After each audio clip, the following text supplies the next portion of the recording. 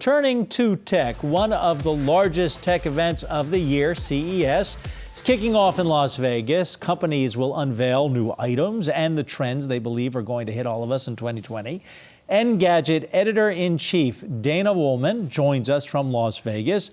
And Dana, what do you see that gets you excited that we're all going to want to know more about?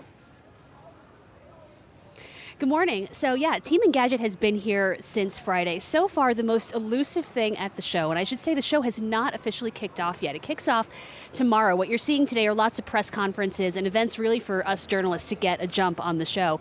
But the most elusive thing so far is Samsung is going to be showing off in private a so-called artificial human, and renders have started to appear on Twitter. It's a really realistic looking human, one incidentally dressed kind of like Steve Jobs, but journalists are really tickled by this and really trying very hard to learn as much as they can about this advanced AI project.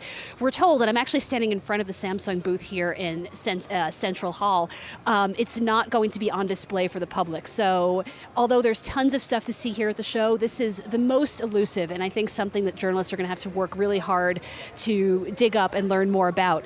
Other than that, people are keeping an eye on the fact that Apple is here in an official way. They're going to be speaking on a panel about privacy tomorrow, and it really is great to see privacy really take the center stage here at the show. In the past, so much smart home stuff and connected home stuff has been announced at CES, with privacy being kind of just an afterthought. So it's interesting to see privacy be a main point of conversation here, and for Apple itself to have an official presence at the show. Last year, people might recall, Apple put up kind of a snarky, subtweeting kind of ad here at the Las Vegas Convention Center. Here it is once again here to talk about privacy, but in a more official, earnest way, maybe a little less sarcasm on their part. And of course, we're going to be attending the keynote tomorrow with Ivanka Trump. We're really curious to hear what, if anything, she has to say, and we're also going to be following closely the fallout from that. Yeah, speaking of the fallout from that, Dana, there have been some protests about, there's been some concern about her appearing there. I don't think of Ivanka Trump as a tech guru, but I know that the organizers of CES have defended asking her to keynote, right?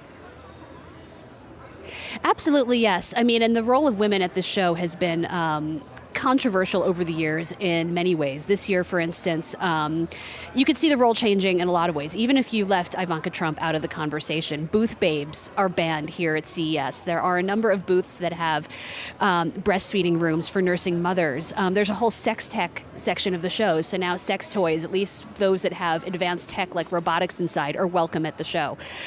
So the whole the organizers' attitudes toward women and their acceptance of women and their accommodations of women have changed over the years. And certainly it is interesting to see such a high-profile female speaker. I think people are correct to question why Ivanka as opposed to a prominent woman who actually works in either the tech or the venture capital industry.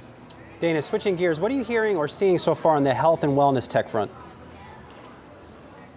So I'm glad you asked. I saw this watch last night from the company Withings. You might know them best as the company that makes smart Wi-Fi scales.